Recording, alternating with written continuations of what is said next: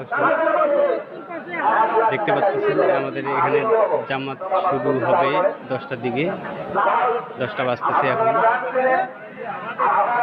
3 থেকে 4 লাখ মানুষ সেখানে একসাথে জামাত।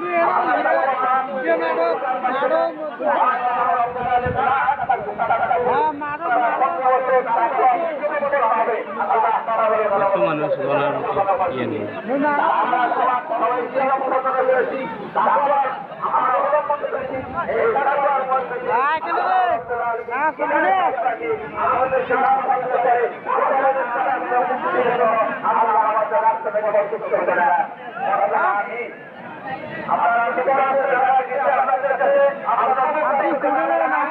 নামাজ